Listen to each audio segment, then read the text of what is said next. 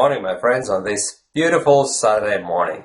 It's 6:45 a.m. and I got up at 6 a.m., which is my normal waking time. And I hope that you've been having a great time this week, and I hope that the weekend is bringing you prospects of entertainment, but play it safely, guys. Don't go too mad and take it easy, because Monday is a new working week again. And on a Monday morning, we're all going back to our work. You know, when even I'm going back to my work because I have my 9-to-5 job, which is probably surprising to many of you guys, because you may think that my English Omni business is providing me with full-time income, but it's not the case, because life here in Ireland is quite expensive. So I have to take care of my family finances and put the food on the table, which is an expression used when talking about dire circumstances, bad financial circumstances, and the fact that many people are struggling to provide for their families, and they're struggling to basically feed their families. Hence the expression, put food on the table, right? But anyhow, today I wanted to tell you about one specific thing, about the phenomenon which occurs when you learn new English vocabulary. And you mightn't have noticed it, but I've noticed it on many occasions. And namely, this phenomenon can be described by the following. When you learn new English vocabulary, say for instance you learn a new word, right? And you mightn't have actually used the word before, but you just came across it, say for instance in a book, or you heard it on TV, right? You hear a particular word, and then you start wondering, well, I haven't heard that word before, you know, it must be a pretty obscure word, so is it really worth learning this word? And then what happens is, quite often, you start hearing that word. You might hear it the next day, then you might hear it the following day again, and you might hear it everywhere, on the radio, on TV. You may come across it when reading newspaper, and it is surprising, you know, because sometimes that word hasn't been heard of before, for you in particular, you know. And here's an example. The word is culling. And I read this word in a book, in one of the recent books I was reading. Here you can read a blog post about this particular book. This is a review. I actually started a new blog called bestenglishfiction.com, which is dedicated to those foreigners who want to start reading English fiction, and probably I will post an odd movie review or something, you know, because movie falls under the same larger category of fiction, you know. It's fiction film and fiction literature, so it's by and large all the same, you know. And that blog is going to have a twist. It's going to be geared towards foreign English speakers too, because everything I do online is more or less in some way, shape or form related to foreign English speakers, you know. And the fact that I'm a foreigner and how I go about my daily life here in a foreign country, in an English speaking country, which is Ireland, right? But anyhow, I came across this word culling, and the context was neural culling, you know.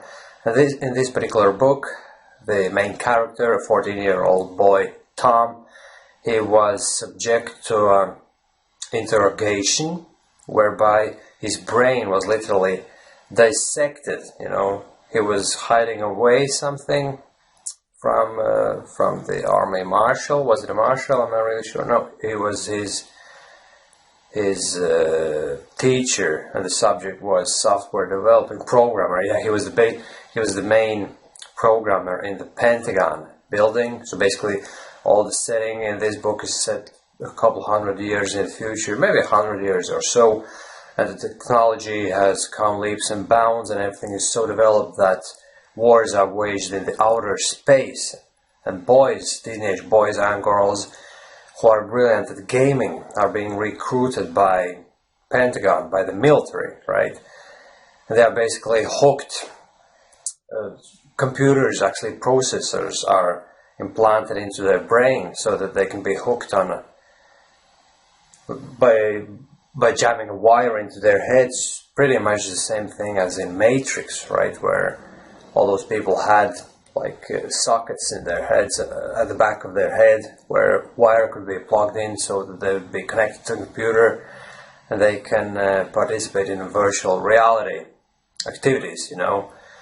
And those guys operated on pretty much the same principle, and they were actually operating spaceships, war spaceships, and all the wars were waged in the space, you know. So they weren't putting their lives to danger, but they had great responsibility because anything that happened had direct, real life ramifications. You know, those spaceships could be blown apart and whole missions could be jeopardized just because you wouldn't do the right thing, you know, while being involved in that particular virtual reality simulation, you know. But anyway, long story short, that boy was subject to interrogation and he was threatened by neural culling, you know. So basically, from the context alone, I could kind of figure out that it was something dreadful, something not pleasant at all, which actually would jeopardize his sanity, you know. They would start messing with his brain and something irrevocable might happen as a result, you know. And he was freaking out, so I knew that the word culling had some very, very bad connotation, you know. It was a negative. It describes a negative concept, you know. But I just went along with it because my philosophy is, if you can understand everything from context alone, you don't necessarily need to look up those English words, especially new vocabulary, you know. It's okay just to understand from context alone. And by the way, you may want to check out this article, which is called How to, if I'm not mistaken, it's called How to Start Reading English Fiction Knowing Only 60 to 70% of Vocabulary, you know. And that's what I've been doing my whole life. I started when my vocabulary wasn't thorough at all. And now it's built up over the years, but still I come across plenty of words which I don't really know what they precisely mean, but it's fine by me. I just keep reading because everything reveals itself through context, and context is the king, which is being reiterated. This is a common motif on my blog, and I use it in many videos of mine and blog articles and whatnot. But anyway, going back to that neural culling thing, I came across this word the next day, even though I hadn't actually heard that word ever in my life. So how freaky it is. Is that a coincidence? My theory is that it's just somehow your awareness is being heightened, your senses are heightened, and then you will spot that word, whereas previously that word might go completely unnoticed, you know. And how it happened is I was reading online news the next day, and that particular article was about urban foxes, and an urban fox had actually attacked a baby in its own home, you know, in a bed. It had crept into the bedroom and it was trying to chew its fingers off, basically. Was a finger bitten off at that stage when the mother actually came into the room and scared the fox away? I'm not really sure, but it was a dreadful event, you know. Just think about it. Your baby is sleeping in a crib and you're completely unaware of the fact that a fox might have crept into the room through the window or by some other means and is attacking your baby. Basically, it wants to eat your baby alive. It's crazy to say the least, right? But anyhow, the term culling was used in context of the fox population control, and the actual collocation was urban fox culling, you know. So again, this is quite straightforward. It's quite obvious that the word culling means somehow to destroy something, you know. Neural culling, and neural culling results in destruction of your brain cells, and urban fox culling, which is a term used to describe how you control population. Obviously, you kill off excess population of urban foxes. What's the matter with me? Why do I keep saying urban boxes? This is something weird, you know. I'm not awake yet because my brain is not functioning properly. It's not firing on all cylinders, you know. I keep saying urban boxes for some reason or another. This is a typical thing which I discuss in my articles as well.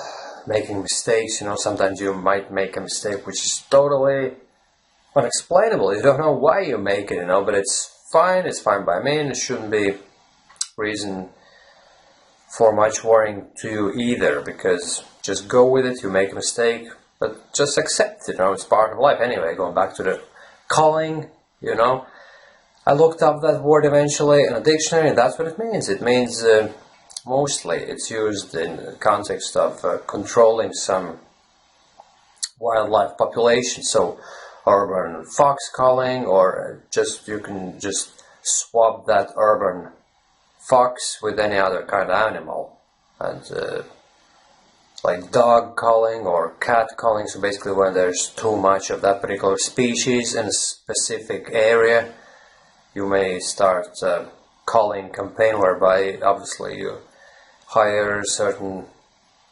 professionals, different organizations which will take care of that. They will catch those animals and take care of them in a proper legal way. But anyhow, this is how it happens, you know. You come across a new vocabulary word which might actually be very obscure kind of, but then you start hearing that word being mentioned left, right, center, meaning everywhere, you know, the next day, the following day, maybe even the same day.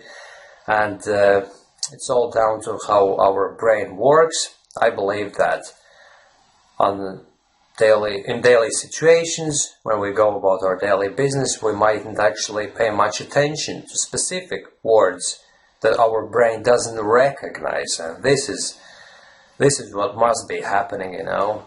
You listen to someone speak to you in English, or you watch a movie, you listen to a radio show, whatever. There might be 3, 4, 5 words that you haven't heard before ever, but they just don't register with you. You just don't hear them. Your brain blocks them out simply because you don't know what they mean, and it's actually irrelevant whether you know what they mean or you don't, because context reveals everything, you know, everything you need to know about that particular thing, you know. So your brain just blocks those words out.